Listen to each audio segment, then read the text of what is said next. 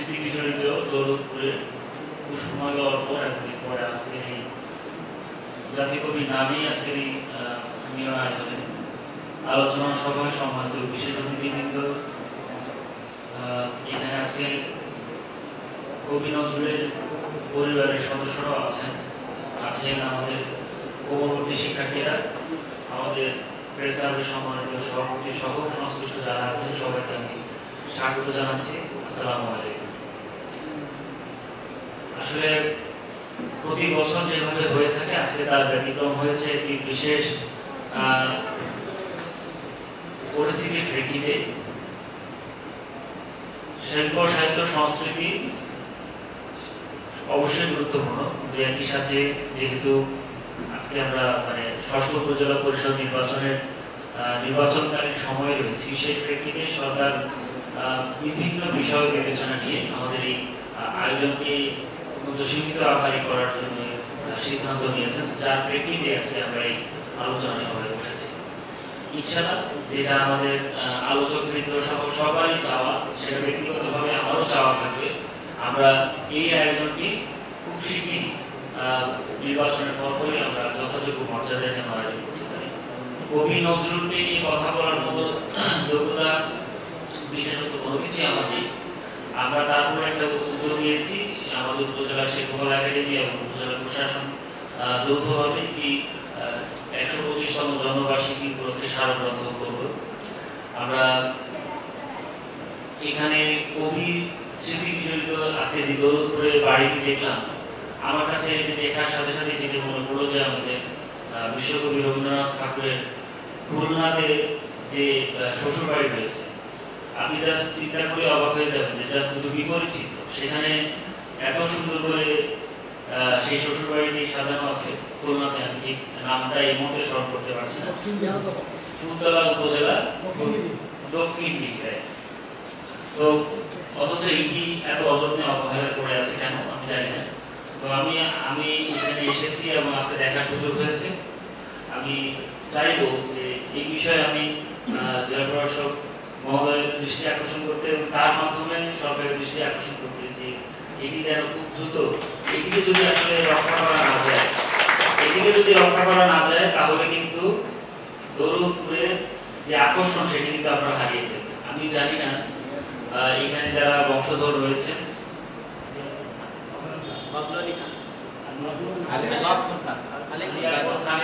যে বাড়িটি রয়েছে সেটি যদি আমরা রক্ষা করতে না পারি, তাহলে কিন্তু আমরা আসলে এই দৌলতপুরের যে গর্ব, নজরুলের যে স্মৃতি, সেটি কিন্তু অনেকাংশে আকর্ষণ হারিয়ে যাবে।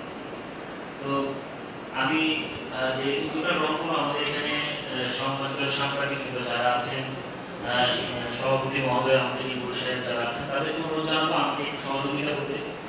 আমি সচিত্র প্রতিবেদন সহকারে সরকারের কাছে লিখব যে এটি যেন সংরক্ষণের জন্য দ্রুত ব্যবস্থা নেওয়া। আমি ওনাদের যে পারিবারিক ইস্যুগুলো রয়েছে, সেটা সরকার নিশ্চয়ই সেইভাবে পারিবারিক ইস্যুগুলো সমাধান করে এই জিনিসটা করবে। আমি তাদেরকে সেই বিষয়ে আশ্বস্ত করছি। কারণ কাউকে ক্ষতিগ্রস্ত করে সরকার কোনো কাজ করবে না, এটা অবশ্যই। এরপরে যে বিষয়টা আসছে, আমরা আপনি জেনে আনন্দিত হবেন যে আমরা উপজেলা পরিষদের মুরাদনগর উপজেলা পরিষদের পক্ষ থেকে আমি এবং আমাদের উপজেলা পরিষদের সম্মানিত চেয়ারম্যান, তিনি আমাদের একটি মহোদয় আমরা মিলে কিন্তু ইতিমধ্যে এখানে একটি বরাদ্দ দিয়েছি। সেটা হচ্ছে যে কবি মঞ্চের জন্য ফার্নিচার ক্রয় করা, সেটা যথাযথভাবে আমরা করবো এবং সেখানকার উন্নয়নের জন্য আর কি কি বিষয় দরকার সেগুলো আমরা করবো। কিন্তু সবকিছু সম্ভব হবে, কিন্তু আমাদেরকে সেক্ষেত্রে একতাবদ্ধ হয়ে কাজ করতে হবে। আমরা যারা কবি নজরুলকে নিয়ে কাজ করতে আগ্রহী, সেক্ষেত্রে কিন্তু আমাদের দলমত নির্বিশেষে এবং হচ্ছে যে স্বার্থের ঊর্ধ্বে উঠেই কিন্তু কাজটি করতে হবে, আমাদেরকে সহযোগিতা করতে হবে। আমাদেরকে যদি আপনারা সহযোগিতা না করেন, তাহলে কিন্তু এটি আমরা বাস্তবায়নের যে লক্ষ্য উদ্দেশ্য সেটা হয়তো হবে, কিন্তু অতটা হবে না যতটা হওয়া উচিত ছিল। আচ্ছা, তো এছাড়া আমরা আমি দেখি আমাদের ইচ্ছা আছে যে আমরা খুব শীঘ্রই এখানকার, আমি যেটা বুঝতে পারছি যে আমাদের এখানকার কর্মবতী শিশুরাই কিন্তু নজরুলের সম্বন্ধে কিন্তু অনেক কম জানে। আমরা উপজেলা শিল্পকলা একাডেমি এবং উপজেলা প্রশাসনের পক্ষ থেকে খুব শীঘ্রই একটি নজরুল বিষয়েও আমরা একটি প্রতিযোগিতা আয়োজন করব, যেন আমাদের বাচ্চারা আসলে ওরা যদি না জানে তাহলে তাদের এলাকায় কি রয়েছে, হ্যাঁ সেটার বিষয়ে কিন্তু আমাদের আসলে কাজ করা দরকার। কারণ আপনারা যারা গাচ্ছেন তারা কিন্তু সবসময় এইভাবে লেগে থাকতে পারবে না। অনেকে কিন্তু ঢাকায় থেকে আপনারা বসে মানে এটার বিষয়ে দেখভাল করতে হয় বাস্তবতার প্রেক্ষিতে। তো সেই ক্ষেত্রে কিন্তু আমাদের গ্রাউন্ড ওয়ার্কটা আমরা কি করছি না, আমরা শুধু বছর শেষে একদিন স্মরণ করার বিষয়টি ভাবছি। এই চিন্তা বা এই চিন্তার ছক থেকে আমাদের বেরোতে হবে। এখানে যেটা জরুরি ছিল আমাদের এখানকার তরুণ প্রজন্ম যারা এই মুরাদনগরকে ধারণ করবে, যারা এই দৌলতপুরকে ধারণ করবে, তারাই কিন্তু সেই গ্রাউন্ড ওয়ার্কটা আমাদের করতে হবে।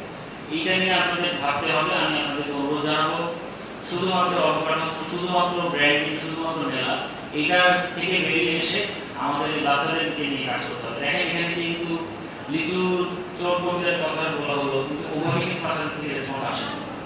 এইটাই একটা ভাবনার করা তৈরি করে দিচ্ছে কেন আসলে ওরা ওভাবে রেসপন্স করছে না। যাই হোক, এইখানে আমাদের সামনে অনেক বিষয়ে কাজ করার সুযোগ আছে, ইনশাআল্লাহ আমরা কাজ করব। আপনাদেরকে সাথে নিয়ে দলগতভাবে সমন্বিতভাবে কাজ করব। আপনাদের প্রস্তাবনাগুলো নিয়ে আমরা কাজ করব, আপনাদের থেকে সহযোগিতা নেব। আর দিন শেষে আজকের এই নজরুলের আয়োজন হয়তো বা ছোটখাটো, কিন্তু আমাদের ভালোবাসা বা আমাদের আন্তরিকতার কোনো ঘাটতি কিন্তু এখানে ছিল না। তো আমরা সামনের দিনগুলোতে ইনশাআল্লাহ আরও সুন্দরভাবে কাজ করব এবং যেটা ধরে ফিরে করবো যে আমরা শুধু ব্যক্তির সাথে উঠে গিয়ে আমরা যেন নজরুলকে ধারণ করতে পারি। সে আশা ব্যক্ত করে আমার বক্তব্য শেষ করছি। আমাদের সভাটা শেষ হবে আমাদের নজরুল ভক্তের কবিতার মধ্য দিয়ে। ওনার কবিতা শেষে সবার সমাপ্তি ঘোষণা করা হবে। সবাই ভালো থাকুন। আল্লাহ হাফেজ। জয় বাংলা।